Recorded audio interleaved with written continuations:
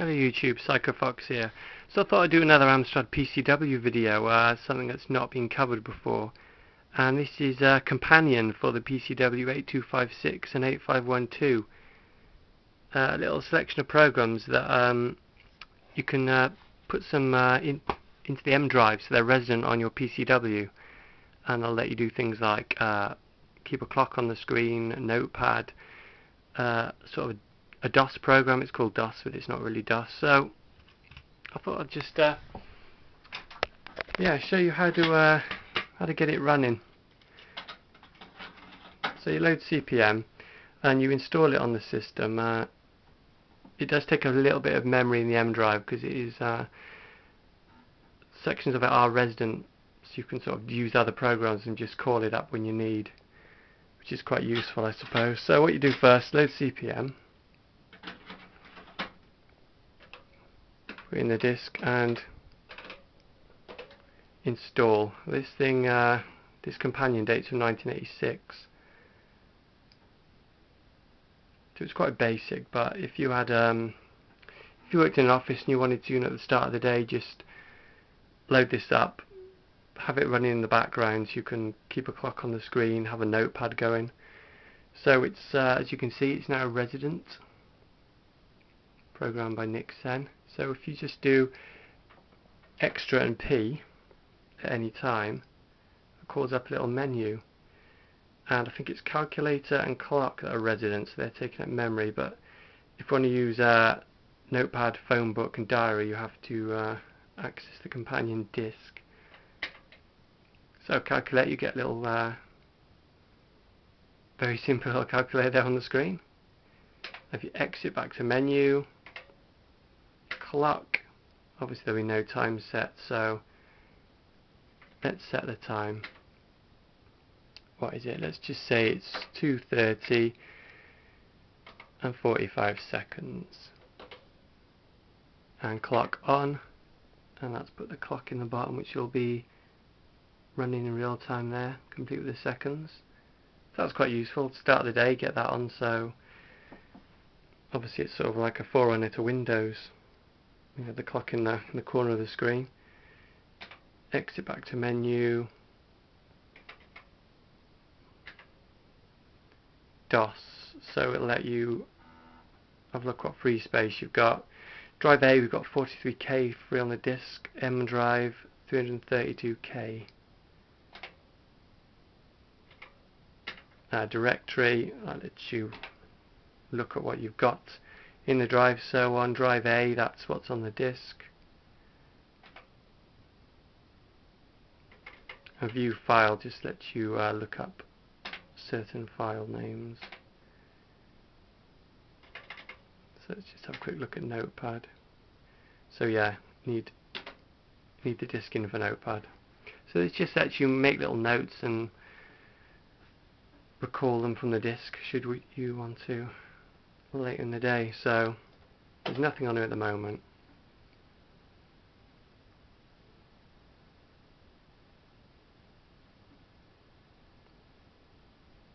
Oh, the joys of disk loading.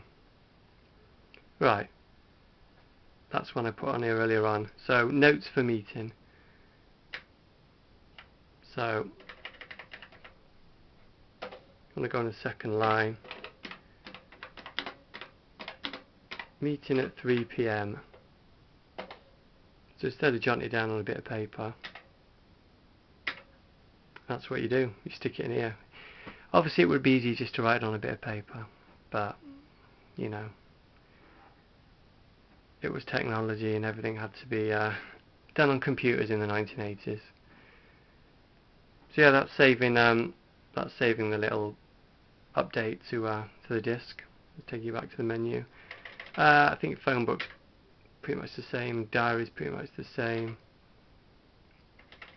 Gone past it. Whoa, phone book. So you can't use the up arrow, it's just the down arrow, which is a bit awkward. So yeah, phone book's on side B of the disk. Diary's on side B of the disk. Phone book's on side A. So it's again the same as Notepad. You just stick phone numbers in you want to save. It's a quite handy little program. It's not one I'm familiar with. Not seen it around very often. I picked this up off eBay for a couple of quid the other month.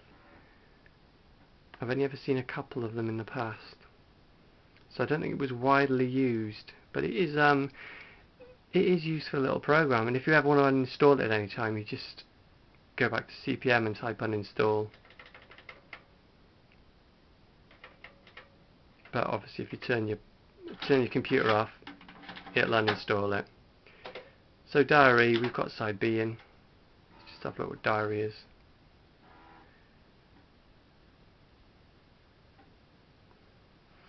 Yeah, so don't get too excited seeing DOS on there. You're not going to be able to load Doom up or anything. It's just a sort of very basic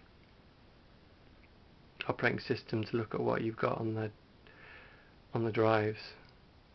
Select your year required, 1986 or 1987. Ooh, right, let's go for 1987. It's obviously a very limited lifespan they're expecting of this. So January 1987, and there you go. That's all the days, and you can enter what you want on the days. So dentist appointment, leave work early, day off, whatever. Or you could just write it on a calendar on your desk. It might be easier than having to put it on a disk and hope that disk doesn't get corrupted and you'll lose your entire life.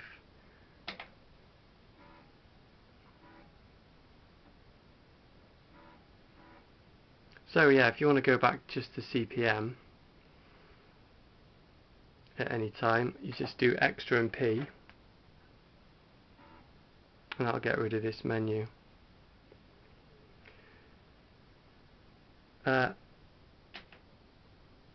Extra and P, come on. Let me out. Right, so you've got to go back to side 1 to even exit the diary, which is a bit awkward.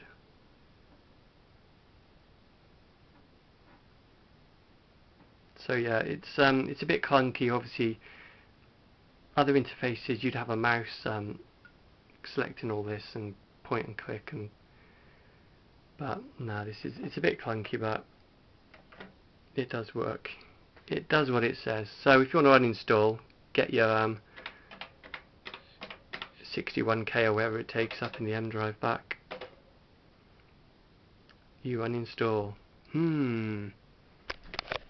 That's not right. Let's just have a quick look at how you uninstall. Starting the program, removing the program. You type remove, and that'll remove it from the M drive. Companion's been removed. So now if you look at M drive, it's empty. So yeah, that's just a quick little look at Companion. I keep wanting to call it PCW Companion, but I think it's just called Companion by Nik Sen. So yeah, useful little program, just sort of a curio these days. But a little piece of history, desktop organizer. So yeah, it would have been useful, I imagine, if you had a lot to keep track of. That clock, I think, is probably the most useful thing. That's probably what I'd have used it for, just to keep a track on the time on screen. Of course, you could just look at your watch, but where's the fun in that, eh? So yeah, there we go. Thanks for watching, guys.